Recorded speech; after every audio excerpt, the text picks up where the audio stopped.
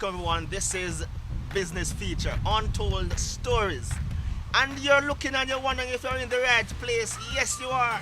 But today, it's the business feature in reverse. This is because our very own special guest is not even a guest. You cannot welcome somebody to their own backyard. So I'm here, and in the hot seat, we have the lovely, the indomitable, the plethora and amazing conceptualizer for this show, Mrs. Patricia Curlew Garib. Welcome, my friend.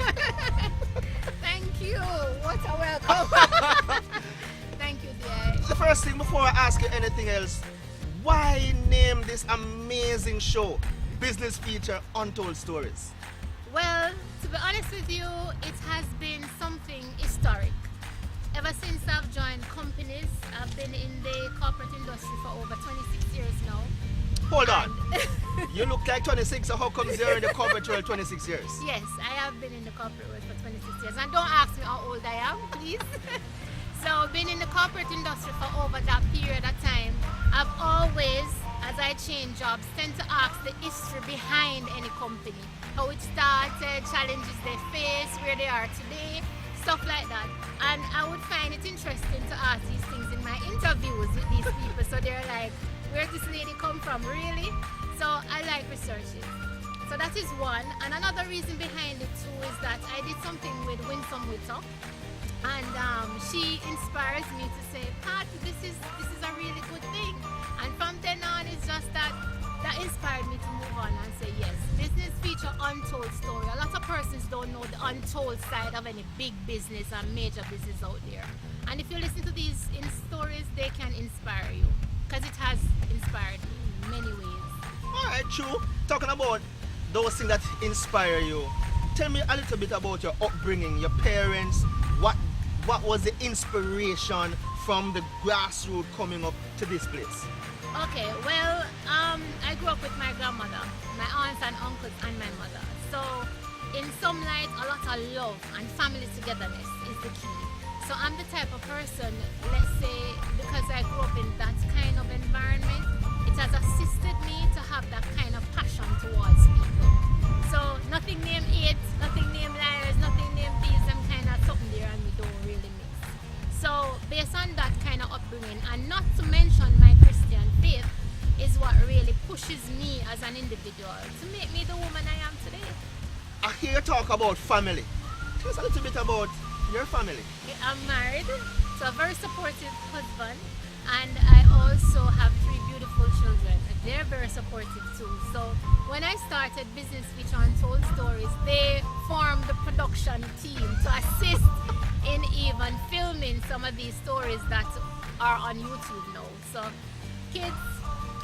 my kids are the ones that actually push out the untold stories of my youthfulness coming up to now. Alright. Yeah. So, hearing about your family upbringing and your children, I just want to ask, school, I mean, where did you get your education from? Because you have this particular drive. Where did you get all this energy from? Where did it come from? Actually, I'm a person who always in search of knowledge. Knowledge is key. And up to now, I am about to pursue my master's. I presently have a bachelor's degree in management, and I have been to Cross Primary, on to Carina College, on to Glenmuir High School, on to colleges, universities, and with all of that, coupled together with my Christian faith, which is foremost in my life, is what actually pushes and inspires me most. Alright, lovely. I'm hearing some really, really great things, and I just want to find out from you. Alright, so now that you mentioned the fact that your Christian faith and pushing out all of these things, let me know. It seemed like everything was good for you. Has it always been this good, or were there some times when things were really bad? And if there were, how did you overcome those? Well, there are many challenges that I went through in life. It wasn't an easy task. And let's just say, when I went to university, I started a summer program, and I went to Scotiabank to work. That's my first job.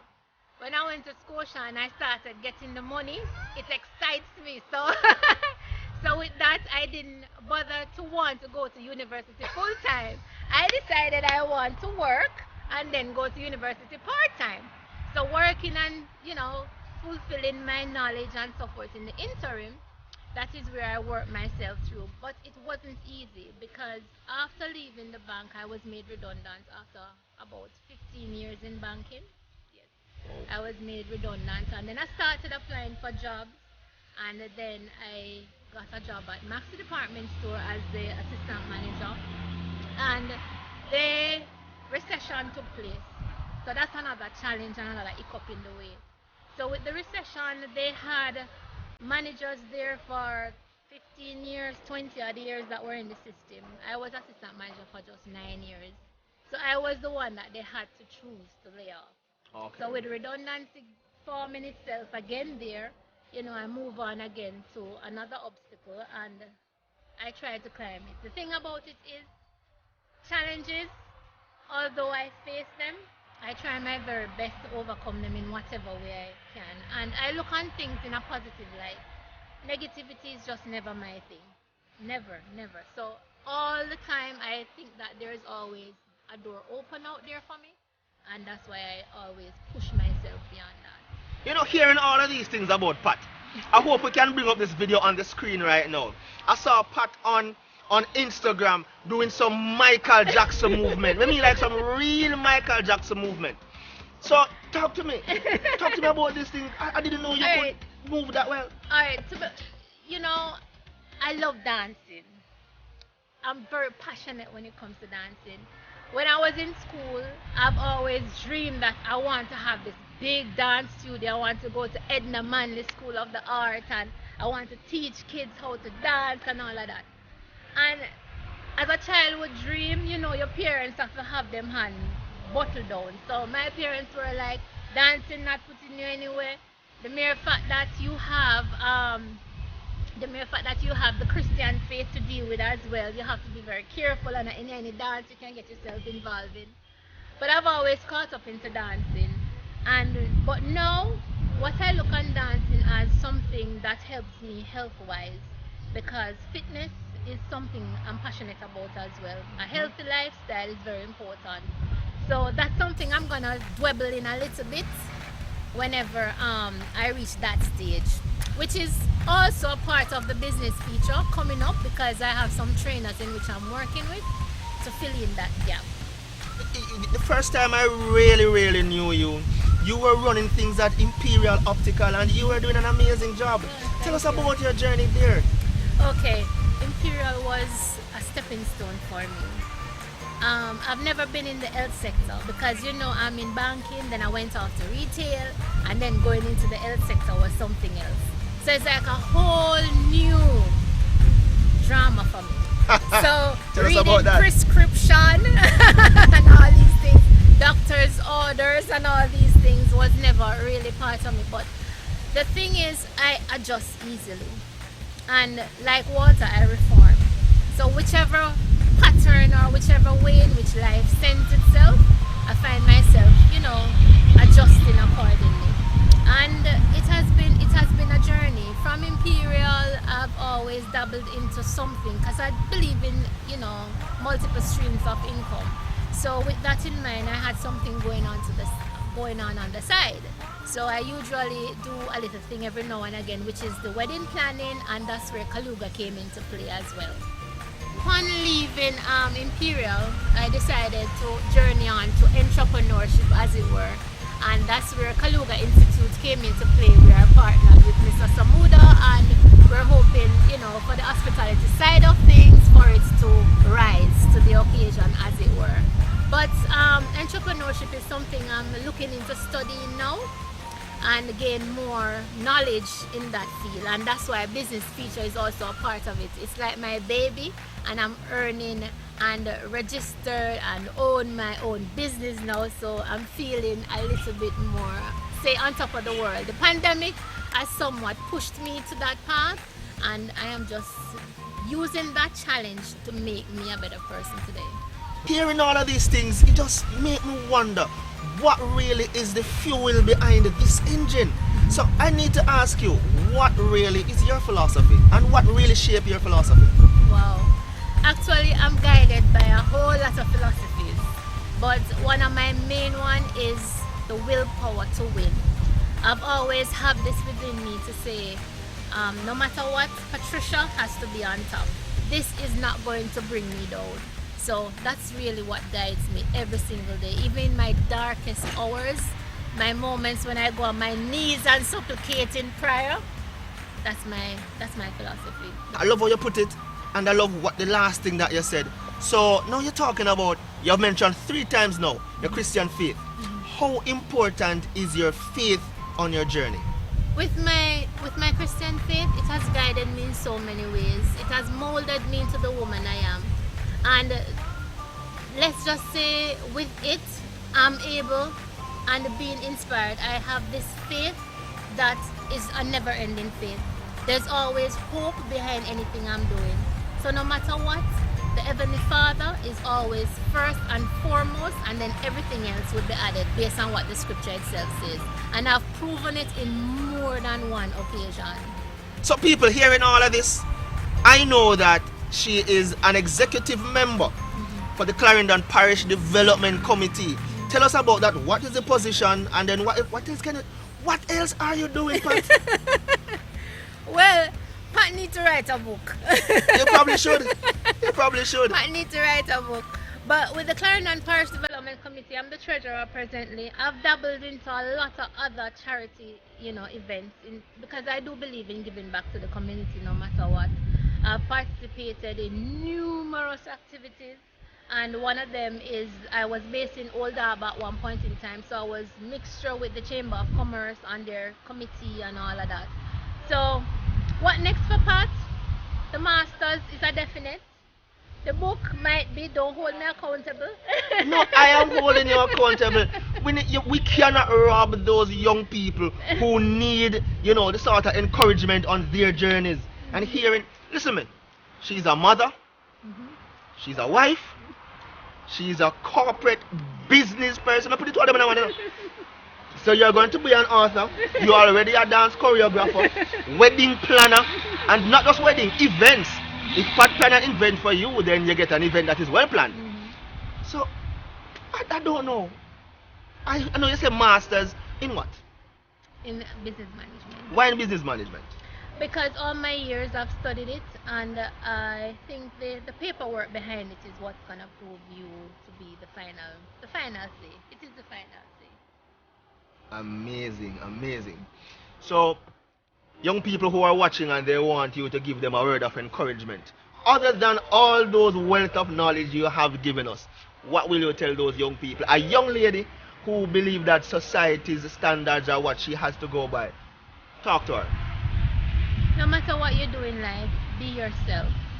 You are your own self-will, self-love, self-everything. Don't let anybody deter you from who you are. Put God first, everything else will come after. Do not, and I say do not more than one occasion, do not let negativity ever sink in. Positivity is always the key towards your success.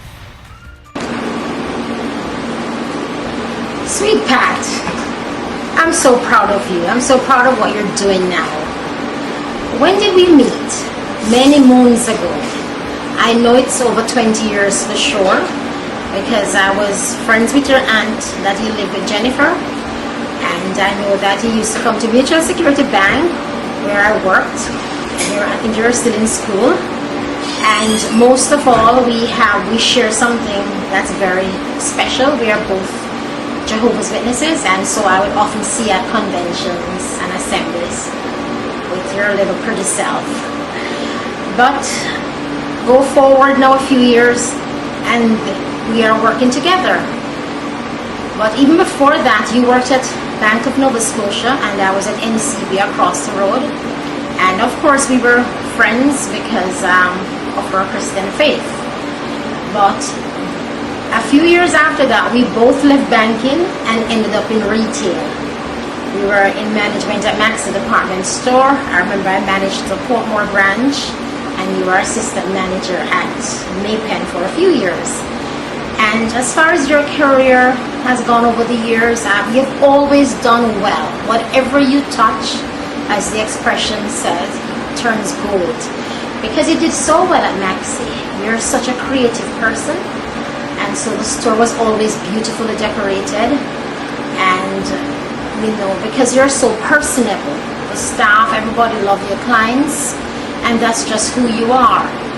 And you have taken that into all the ventures that you have undertaken over the years, because nothing is better than a winning personality. No matter how brilliant someone is, if you don't have a winning personality, it's a setback. And you have that, girl. You got it. I've loved interacting with you over the years. I've learned from you, and as you have said, you have learned from me too. So we are both, brightened each other's lives. But what I want to say thanks to you for is, remember that celebration, that send-off that Maxi had for me many years ago, 11 years to be exact, and you were the MC there. How you danced and how you made that program fun. Girl, thank you, because I still have the video here. And that was just amazing, and just how you captivated the crowd, how you got everybody involved. That's just who you are. So no matter what venture you take on, Pat, I have confidence that you're going to do well, because you work hard. Hard work is the key to success also, and you don't take things for granted. So you push, you make sure that you get things done to the best of your ability. So congrats again on this new venture you're on, and all the years in banking, all the years in retail, and the other ventures you have done have prepared you for this, and you're just going to be amazing. So keep that winning smile, that giggly laugh, I love it, and that amazing personality, and the sky's the limit. And whatever you do, keep Jehovah central, because he's always there to help us in whatever we undertake. So from sunny Toronto, I think it's 34 degrees, to you in beautiful Jamaica, my home, it's a pleasure. All the best, Pat. Take care. Bye-bye. Okay, good afternoon. Well, I don't know if it's afternoon, it could be evening. Miss Garb. Or did I meet her? I met Miss Garb perhaps about 6-7 years ago. I was getting my eyeglasses changed, and I went to Imperial Optical, and we came in contact. Our path crossed, and from that day onward we have became friends. And I can tell you this, good friendships they last.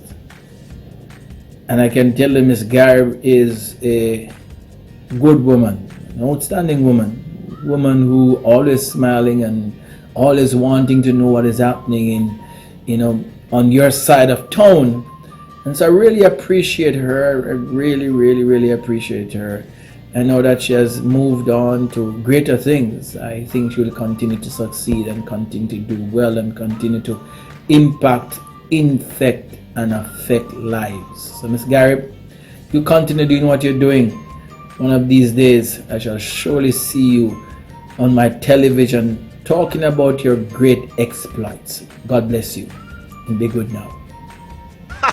Ladies and gentlemen, there you have it.